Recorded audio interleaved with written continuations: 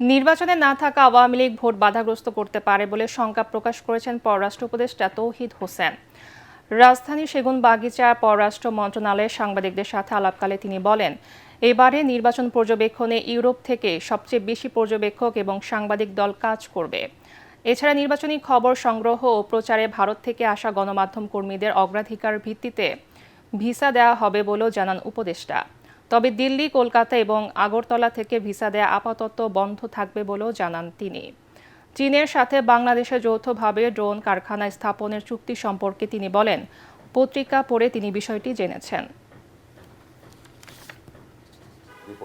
বা এই ধরনের কোনো সংঘাত হয় নর্মালি হওয়ার কথা না, কারণ যারা নির্বাচনে অংশগ্রহণ করছেন তারা প্রত্যেকেই যথেষ্ট তাদের কার্যকলাপে যথেষ্ট সংযমের পরিচয় দিচ্ছেন। কাজেই গণ্ডগোল হলে যারা নির্বাচনে অংশ নিচ্ছে না বা নিতে পারছে না তাদের দ্বারা হওয়া সম্ভব, এই কারণে এই কথাটা বলা হচ্ছে। আশঙ্কা হচ্ছে যে কোনো অপচেষ্টা হতে পারে